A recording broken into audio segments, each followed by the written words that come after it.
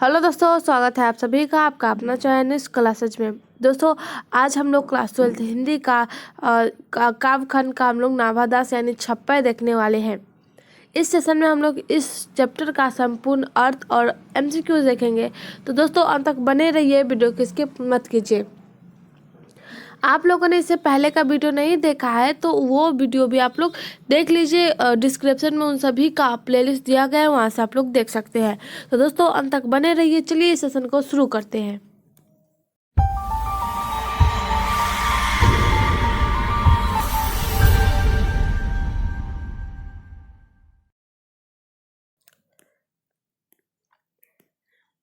तो सबसे पहले हम लोग कवि का परिचय देखेंगे। तो छप्पा जो है वो किसके द्वारा लिखा गया है? तो नाभादास द्वारा। ये हम लोग का चैप्टर 4 है। चैप्टर 3 तक हम लोगों ने इसके एमसीक्यू और संपूर्ण अर्थ कवर कर चुके हैं। वो सेशन का प्लेलिस्ट डिस्क्रिप्शन में दे दिया जाएगा, वहाँ से आप लोग देख लीजिएगा। तो चलिए सबसे पहले हम लोग कवि का परिचय देखते हैं। तो इनका जो जन्म हुआ था 1570 ईस्वी में हुआ था। ये जो है वो अनुमानित है और कुछ भी कंफर्म नहीं है कि इनका जन्म कब हुआ था। तो ये जो है वो अनुमानित दिया हुआ है, लेकिन हम लोग को जब एग्जाम में पूछा जाएगा तो हम लोग यही लिखेंगे, क्योंकि बुक में भी यही दिया हुआ है।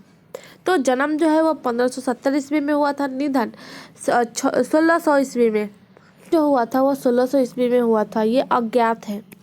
इसके बाद जो है इनका जन्म स्थान जो है वो दक्षिण भारत शैशव में। इनका जन्म स्थान का है दक्षिण भारत के शैशव में। इनके पिता की मृत्यु के बाद अकाल पड़ने के कारण ये माता के साथ जयपुर यानी राजस्थान में प्रवास किए। तो इनका जन्म स्थान जो हुआ था दक्षिण भारत के शैशव में हुआ था, लेकिन बचपन में ही इनके पिताजी की मृत्यु हो गई और उनके बाद जो है इनके अकाल पड़ने लगे, खाने पीने की दिक्कत होने लगी, जिसके कारण ये जो है वो मम्मी के साथ कहाँ गए? जयपुर के राजस्थान में चले गए, वहीं रहने लगे। शिक्षा जो है वो इनको गुरु और प्रतिपालन के देखरेख में मिला। सत्संग द्वारा ज्ञानार्जन हुए, मतलब इनको जो है वो शिक्षा गुरु और प्रतिपालक की देखरेख में ही दिया गया। इसके बाद जो है सत्संग द्वारा। इसके बाद देखते हैं इसकी अभिरुचि। तो अभिरुचि जो थे वो इनको लोक भ्रमण में थी, भगवत भक्ति में थी, मतलब भगवत भक्ति में थी, काव्य रचना में थी, और वैष्णव दर्शन चिंतन और में इनकी जो थी वो विशेष रुचि थी। तो इनका जन्म जो हुआ था 1570 में हुआ था। निधन 1600 ईस्वी में। जन्म स्थान जो है वह दक्षिण भारत के शैशव में। इनके बाद जो है वो जन्म स्थान तो पता चल गया, लेकिन इनकी मम्मी जो थी वह इनको लेकर के राजस्थान यानी जयपुर में प्रवेश कर गए। ऐसा किस लिए किया? क्योंकि पिता के मृत्यु के बाद इनको अकाल पड़ने लगा। इसके कारण इनकी जो शिक्षा मिली वो गुरु की देखरेख में ही मिली और सत्संग द्वारा ही क्या हुए? ज्ञानार्जन हुए। इसकी अभिरुचि जो थी वो लोक भ्रमण में थी, भगवत भक्ति में थी, काव्य रचना में थी और वैष्णव दर्शन चिंतन में थी। इसकी जो दीक्षा गुरु थे वह थे स्वामी अग्रदास अग्र अली। ये जो थे इनके दीक्षा गुरु थे, जो स्वामी रामानंद के शिष्य परंपरा के प्रसिद्ध कवि थे। जो रामानंद के शिष्य परंपरा के क्या थे? प्रसिद्ध कवि थे। कौन? स्वामी अग्रदास। बाद में जब ये अपना जन्म स्थान छोड़ दिए तो इनके अस्थायी निवास जो थी वह वृंदावन में, मतलब ये जो रहते थे वह वृंदावन में ही रहते थे। तो अस्थायी निवास वृंदावन में। इनकी जो कृतियाँ थी वह भक्तकाल थी, जो कि 1585 से 1596 तक रचना काल है इनके। ये जो है वह अष्टयाम यानी ब्रज भाषा गद्य में दिया गया है। तो इनकी एक कृति है भक्तमाल, जो कि कितना में है? 1585 से लेकर के 1596 के बीच इनकी रचना काल है, और ये जो है वो ब्रज भाषा में है यानी अष्टयाम में। तो चलिए अब हम लोग देखते हैं। तो ये जो कवि है नाभादास, ये जो है वह छप्पे में अपने बारे में कुछ नहीं कहा है। ये दो कवि को लिए, एक कबीरदास और एक सूरदास, इनकी विशेषता बता रहे हैं इस छप्पे में। तो छप्पे में जो है वो देखते हैं क्या है। तो सबसे पहले कबीर जी का देखते हैं कि उनके बारे में क्या कहा है। भागति विमुख जे धर्म सो सब अधर्म करी गाय। भागति विमुख जे धर्म सो सब अधर्म करी गाय। योग यज्ञ व्रत दान भजन बिनु तुच्छ दिखाए। तो इस दोहा में, इस पद में जो नाभादास है वो कबीर दास के लिए बोलते हैं कि भागति विमुख जे धर्म सो सब अधर्म करी गाय, योग यज्ञ व्रत दान भजन बिनु तुच्छ दिखाए। तो नाभादास द्वारा लिखा गया यह छप्पा जो है वह किससे लिया गया है? भक्तमाल से संकलित है। तो नाभादास द्वारा जो लिखा गया छप्पा है वह भक्तमाल से संकलित है। नाभादास ने अपने पहले छप्पे में कबीर जी के व्यक्तित्व और गुण के बारे में उल्लेख किया है। तो ये बात मैंने आप लोगों को पहले ही बताया है कि जो छप्पा में है वो नाभादास ने अपने बारे में कुछ नहीं कहा है, वो जो है वो दो कवि को लिए, एक कबीर जी और एक सूरदास, इनके बीच की जो है वह व्यक्तित्व, इनके गुण को उल्लेख किया है कि ये कैसे है। तो ये जो है वह मतलब इनके बारे में इनको गुण को दर्शाया है। तो इस पंक्ति में नाभादास जी कहते हैं कि कबीर जी के हृदय में दिए गए भक्ति को धर्म माना है।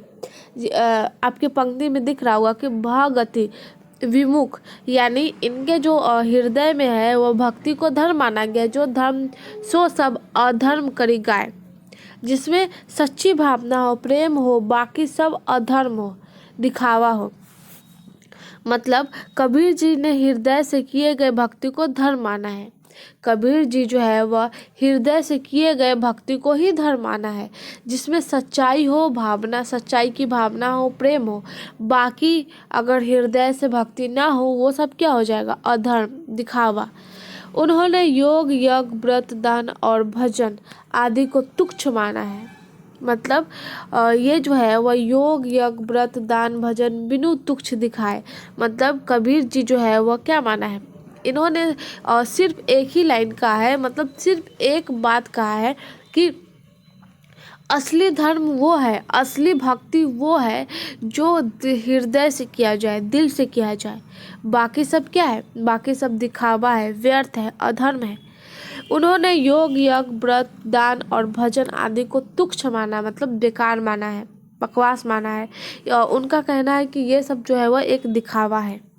कबीर जी के अनुसार जो भक्ति को नहीं, दिखावे को दिखाती है, उनमें भक्ति का भाव नहीं होता। कबीर जी के अनुसार को नहीं, दिखावे को दिखाती है, भक्ति का भाव नहीं होता। तो कबीर जी कहते हैं कि असली भक्ति वही होती है जो दिल से किया जाए, जो हृदय से किया जाए, जो मन से किया जाए। असली भक्ति वो है जो दिल से किया जाए, धर्म से किया जाए, हृदय से किया जाए, मन से किया जाए, उसी को ही धर्म माना जाता है। जिसमें सच्चाई की भावना हो, जिसमें प्रेम हो, जिसमें कोई भी लालसा ना हो, तो वो सब क्या है? एक धर्म है। बाकी सब जो है वो दिखावा है, जो मन से ना किया जाए, सिर्फ दिखावे के लिए किया जाए। जिसमें योग यज्ञ व्रत दान और भजन ये सब किया जाए, तो वो सब क्या है? तुच्छ माना है उन्होंने कहा है कि यज्ञ व्रत दान और भजन ये सब जो है वह एक दिखावा है कि हम धर्म मतलब भक्ति कर रहे हैं। तो कबीर जी के अनुसार जो है भक्ति को नहीं, दिखावे को दिखाती है। इन्होंने कहा है कि भक्ति का भाव प्रेम से होता है, दिखावे से नहीं। नेक्स्ट पद में चलते हैं। नेक्स्ट पद है हिंदू तुरक प्रमाण रमैनी सब्जी साखी। हिंदू तुरक प्रमाण रमैनी सब्जी साखी, पक्षपात नहीं बचन सभी के हित की भाषी। तो इस पंक्ति में नाभादास जी कहते हैं कि कबीर जी ने कभी किसी के साथ पक्षपात नहीं किया। हिंदू तुरक प्रमाण रमैनी सब्जी साखी।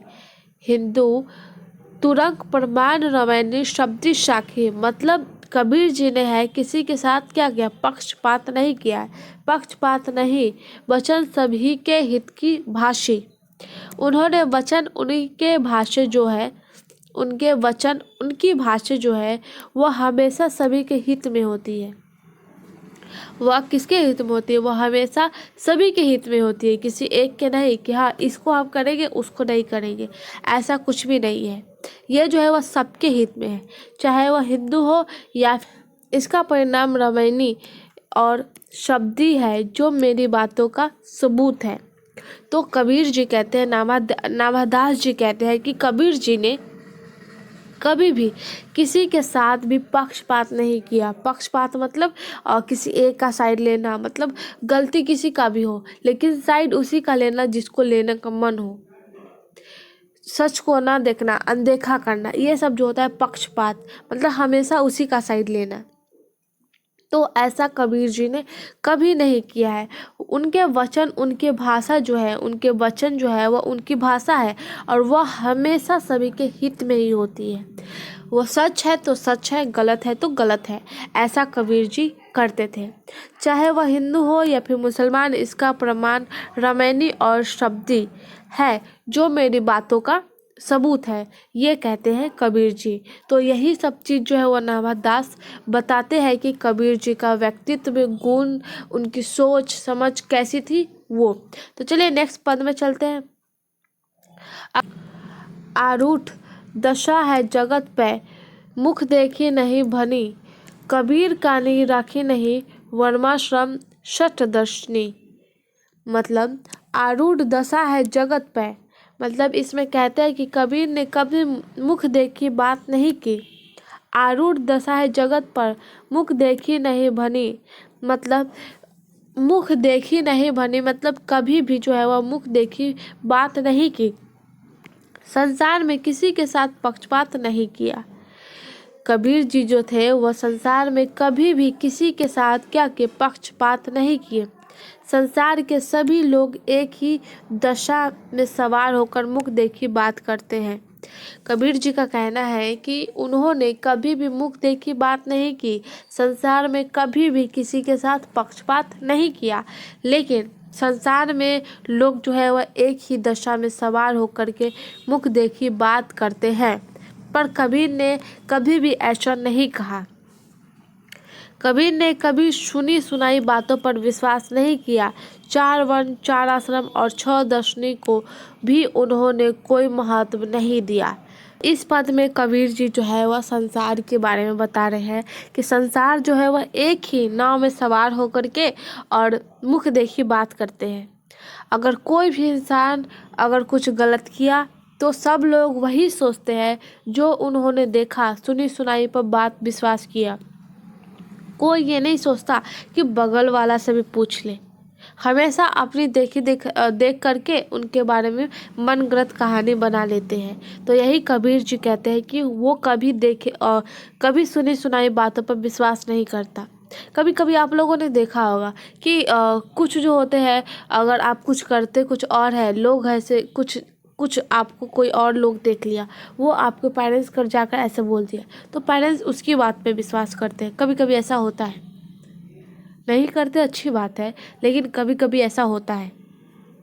तो उस समय जो है वो आपसे नहीं पूछेंगे, बस आपको डायरेक्ट जो है वह गलत ठहराने लगेंगे। तो ये सब जो है वह कबीर जी का कहना था कि जो संसार में जो है वह लोग मुख देखी बात करते हैं। अगर कोई लोग कुछ आकर के बोल दिया, उसी के बातों पे पूरा मोहल्ला इकट्ठा हो जाता है और उस इंसान पे आरोप लगाने लगता है। उसे कोई नहीं पूछता, वहाँ पे पक्षपात होने लगता है, जो कि कबीर जी कभी नहीं करते। वह कभी भी मुख देखी बात नहीं करते, वह कभी भी पक्षपात नहीं करते, वह सुनी सुनाई बातों पर विश्वास नहीं करते। 4 वर्ण, 4 आश्रम और 6 दर्शन को भी उन्होंने महत्व नहीं दिया। तो ये थे कबीर जी के बारे में गुण, व्यक्तित्व, ऐसे थे कबीर जी। तो चलिए अब सूरदास के बारे में जानते हैं। सूरदास, तो अब चलिए इनके बारे में जानते हैं। तो पहले जो है वह नाभादास ने 56 में कबीरदास के बारे में उल्लेख किया, फिर उसके बाद सूरदास के बारे में। तो युक्ति चौ अनुप्रास वन, अस्थिति अति भारी, वचन प्रीति निवही अर्थ उद्धत उक्त धारी। इस पंक्ति में कहा गया है कि युक्ति चौज अनुप्रास वन, अस्थिति अभिसार अति भारी, वचन प्रति निवही अर्थ अद्भुत तुकधारी। मतलब इसके द्वारा जो नाभादास जो है अपने 56 के वक्तमाला से संकलित लिया गया है। ये सब आप लोग को अगर एग्जाम में पूछ दिया जाए तो लिखना पड़ेगा, क्योंकि ये सब लिखने से आप लोग को मार्क्स देते हैं, क्योंकि वहाँ पे आप लोग को अपना टैलेंट दिखाना होता है, आप कितना बेस्ट दे सकते हैं वो। तो ये सब लिखना होगा, या फिर आप लोग लिख सकते हैं प्रस्तुत पंक्ति नाभा 56 से लिया गया है। प्रस्तुत पंक्ति छप्पे से लिया गया है, जिसके कवि नाभा दास है। ये जो छप्पा है वह भक्तमाला से संकलित है। इसमें नाभा दास जो है वह दूसरे छप्पे से सूरदास जी के कविताओं और उनके गुणों को उल्लेख किया है। इस पंक्ति में नाभा दास जी कहते हैं। फिर हम लोग शुरू कर सकते हैं। तो चलिए इस पद का हम लोग अर्थ देखते हैं। तो सूरदास के जो रचनाएं हैं वह उनके युक्ति, चमत्कार और अनुप्रास वन की स्थिति से भरी हुई है।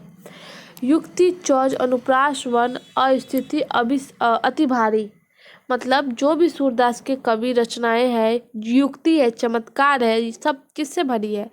वो जो है वह वर्ण स्थिति से भरी हुई है। वचन प्रीति निभि अर्थ अद्भुत तुकधारी, उनके जो वचन है, जो वाणी है, वह प्रेम से भरी हुई है। जो वचन और वाणी कैसी है? प्रेम से भरी हुई है। उनके जो अर्थ है वो अद्भुत है। उनके जो अर्थ है क्या? अद्भुत है और एक तुक को धारण किए हुए हैं।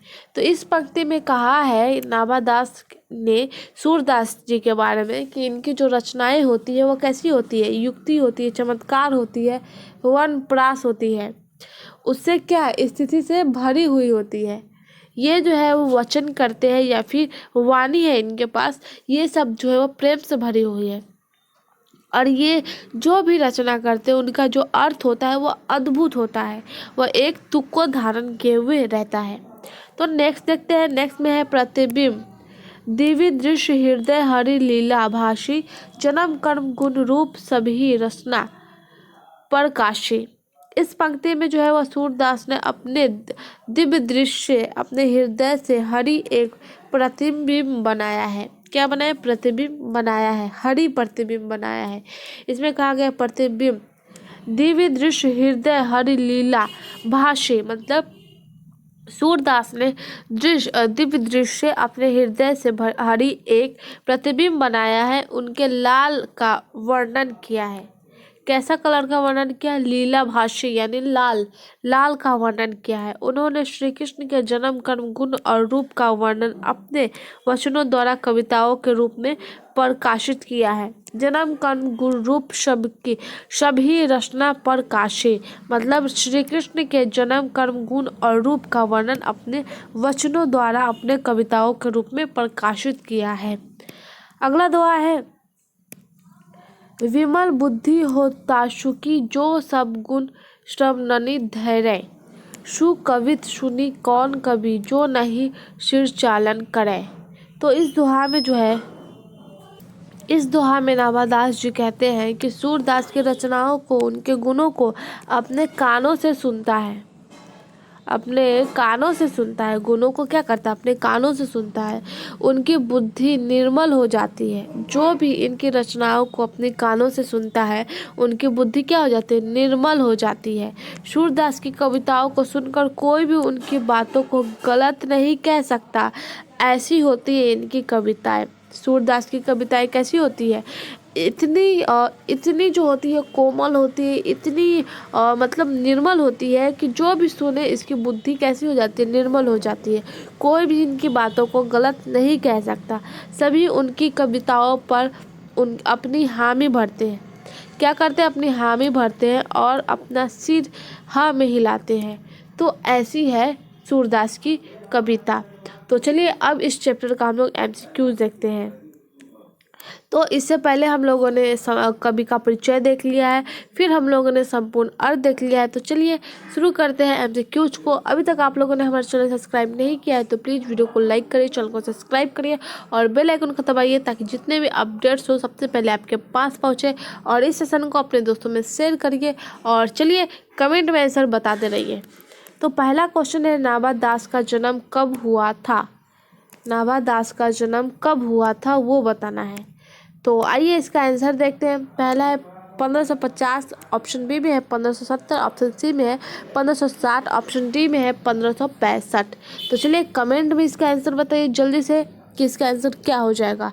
तो नाभा दास का जन्म जो हो जाएगा वो हो जाएगा option B 1570, option B right है। नेक्स्ट क्वेश्चन देखते हैं। नाभा दास का अस्थायी निवास कहाँ है? वृंदावन में, हरिद्वार में, काशी में या फिर इनमें से कोई नहीं। तो नाभा दास का जो था वह जन्म स्थान कहाँ था? दक्षिण भारत में, कहाँ था? दक्षिण भारत में। तो दक्षिण भारत में थे, तो उनके पिता के मृत्यु के बाद अकाल के कारण वो जो थे वह कहाँ आ गए? जयपुर में आ गए। जयपुर में आने के बाद जो थी इनकी जो ये तो था स्थायी निवास, ये जो था वो जन्म स्थान था। उनके बाद जो था वो प्रवेश किए जयपुर में। उसके बाद जो इनकी जो अस्थायी निवास थी वो वृंदावन में। तो ऑप्शन ए राइट हो जाएगा। ऑप्शन क्या हो जाएगा? ए राइट हो जाएगा। तो नाभादास का अस्थायी निवास जो था वह वृंदावन में था। नेक्स्ट क्वेश्चन देखते हैं, नाभादास का हृदय हिंदी साहित्य के किस काल में हुआ? नाभादास का उदय हिंदी साहित्य के किस काल में हुआ? तो इसका ऑप्शन देखते हैं, आधुनिक काल में ऑप्शन बी में, आदि काल में ऑप्शन सी में, भक्ति काल में ऑप्शन डी में, रीति काल में। तो जल्दी से कमेंट में आंसर बताइए क्या हो जाएगा इसका आंसर। तो चलिए जल्दी कीजिए इसका आंसर, जवाब दीजिए। तो इस क्वेश्चन का राइट आंसर जो हो जाएगा वो हो जाएगा ऑप्शन सी, भक्ति काल में। ऑप्शन सी राइट होगा। क्वेश्चन नंबर देखते हैं 4। क्वेश्चन नंबर 4 में है, क्वेश्चन नंबर 4 में कहानी का अर्थ होता है। कहानी ऑप्शन ए में एक आंख का न होना, ऑप्शन बी में एक कान वाला, ऑप्शन सी में अविश्वास, ऑप्शन डी में विश्वास प्रतीति। तो इसका आंसर क्या होगा? ये क्वेश्चन जो है वो इम्पोर्टेंट है आप सबके लिए। तो जल्दी से आंसर बताइए इसका राइट आंसर क्या हो जाएगा। तो ऑप्शन डी हो जाएगा, विश्वास एवं क्या हो जाएगा? प्रतीति। तो ऑप्शन डी। क्वेश्चन नंबर 5 है, भक्तमाल के रचयिता कौन है? कबीरदास, गुरु नानक, रायदास या फिर नाभादास। तो भक्तमाल के रचयिता पूछा गया है, तो ऑप्शन डी राइट हो जाएगा। क्या? नाभादास। ऑप्शन डी राइट है। नेक्स्ट क्वेश्चन देखते हैं, नाभादास किसके शिष्य? नाभादास किसके शिष्य थे? तुलसीदास के, रामानंद के, स्वामी अग्रदास के या फिर महादास के। तो नाभादास जो थे वो किसके शिष्य थे, यानी किसके विद्यार्थी थे? तो ऑप्शन सी राइट है, स्वामी अग्रदास के। ऑप्शन सी राइट है। नेक्स्ट क्वेश्चन देखते हैं, क्वेश्चन नंबर 7 है, नाभादास किस काल के कवि थे? किस काल के कवि पूछा गया? भक्त काल के, रीति काल के, वीर गाथा काल के या फिर भारतेंदु काल के। तो ये जो थे वह भक्ति काल के थे। ऑप्शन ए राइट है। तो नेक्स्ट क्वेश्चन देखते हैं, क्वेश्चन नंबर 8 है, नाभादास के कविता किन दो कवियों के बारे में है? नाभादास की कविता किन दो कवियों के बारे में है? जयश्री एवं सूरदास, कबीर एवं सूरदास, सूरदास एवं तुलसीदास, तुलसीदास एवं कबीरदास। तो 56 में जो है वह नाभादास ने किन दो कवि के बारे में बताया है? ये आप लोग को मालूम होगा, कमेंट में बताइए, जल्दी से इसका आंसर बताइए। तो चलिए इस क्वेश्चन का राइट आंसर जो हो जाएगा ऑप्शन बी, कबीर और सूरदास के बारे में बताया था। तो ऑप्शन बी राइट हो जाएगा। क्वेश्चन नंबर देखते हैं 9, सूरदास किस शाखा के कवि हैं? सगुण शाखा, निर्गुण शाखा, स्वरगुण शाखा, इनमें से कोई नहीं। तो कबीरदास किस शाखा के कवि है वो पूछा गया है। तो कबीरदास के बारे में पूछा गया है। तो इसका जो राइट आंसर हो जाएगा वो हो जाएगा ऑप्शन बी। बी में जो है वो निर्गुण शाखा के। क्वेश्चन नंबर देखते हैं 10 में है, भक्त चरित्रों की माला है। मंडमाला, पुष्पमाला, भक्तमाला या फिर रतनमाल। मुंडमाल, पुष्पमाल, भक्तमाल या फिर रतनमाल। तो इसका जो राइट आंसर हो जाएगा पुष्पमाल। ऑप्शन बी राइट है। ऑप्शन क्या राइट है? Option B. एक मिनट। तो चलिए ऑप्शन बी राइट है। नेक्स्ट क्वेश्चन देखते हैं, क्वेश्चन नंबर 11 है, नाभादास के दीक्षा गुरु कौन थे? तो इसका आंसर हमने अभी थोड़ी देर पहले देखा था कि नाभादास के दीक्षा गुरु, वो तो गुरु थे, दीक्षा गुरु कौन थे वो बताना है। तो ऑप्शन ए में है स्वामी अग्रदास यानी अग्र अली, ऑप्शन बी में स्वामी शुद्धानंद, ऑप्शन सी में स्वामी चतुर्भुज दास, ऑप्शन डी में स्वामी नरहरि दास। तो इस क्वेश्चन का राइट आंसर है हम लोग का option A, Swami Agradas. Option क्या राइट हो जाएगा? Option A. क्वेश्चन नंबर 12 है, सबके हित का वचन कौन कहता है? ये पाठ के अनुसार बताया गया है। सबके हित का वचन कौन कहता है? तो इस क्वेश्चन का जो राइट आंसर है सूर। सूर जो है वह सबके हित का वचन कहता है। क्वेश्चन नंबर 13 है, नाभादास में जाति पाति एवं वर्णाश्रम का खंडन किस कवि के क्षय में हुआ है? क्षय में किया है। नाभादास में जाति पाति एवं वर्णाश्रम का खंडन किस कवि के क्षय में किया है? तो इसका राइट आंसर जो हो जाएगा कबीर। क्वेश्चन नंबर 14 है, कबीर किसके भेद नहीं करते? तो कबीर जो है वह हिंदू मुस्लिम में भेद नहीं करते, तो ऑप्शन डी राइट हो जाएगा।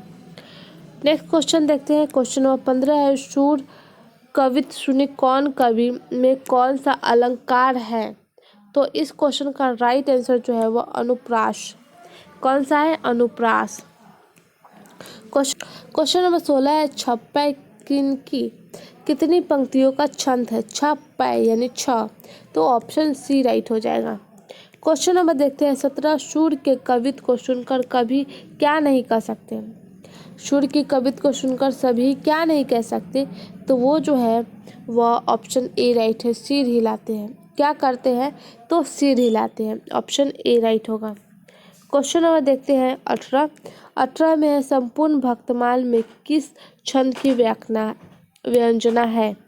संपूर्ण भक्तकाल में किस छंद की व्यंजना है? तो इस क्वेश्चन का राइट आंसर जो हो जाएगा वो हो जाएगा ऑप्शन सी, छप्पै। क्वेश्चन 19 है, कौन सी रचना नाभादास की है? तो भक्तमाल जो है वह क्या है? नाभादास की है, तो ऑप्शन बी राइट है। क्वेश्चन नंबर 20 है, किसकी कविता को सुनकर कवि नाभादास सिर झुकाते हैं? किसकी कविता को सुनकर नाभादास सिर झुकाते हैं? तो इस क्वेश्चन का राइट आंसर जो है वह सूरदास की, ऑप्शन ए राइट होगा। क्वेश्चन नंबर देखते हैं 21 में, नाभादास किसके समकालीन थे? नाभादास किसके समकालीन थे? तो राइट आंसर तुलसीदास के समकालीन थे। क्वेश्चन नंबर 22 है, नाभादास की कौन सी रचना है? तो छप्पै जो है वह क्या है? नाभादास द्वारा लिखा गया है, ऑप्शन डी राइट है। क्वेश्चन नंबर 23 है, नाभादास किस धारा के कवि थे? नाभादास किस धारा के कवि थे? तो इसका राइट आंसर जो है वो ऑप्शन बी राइट है, सद्गुणोपासक राम भक्त धारा के, तो ऑप्शन बी राइट हो जाएगा। तो चलिए आज का सेशन यही तक है। आई होप ये सेशन आप सबको पसंद आया है।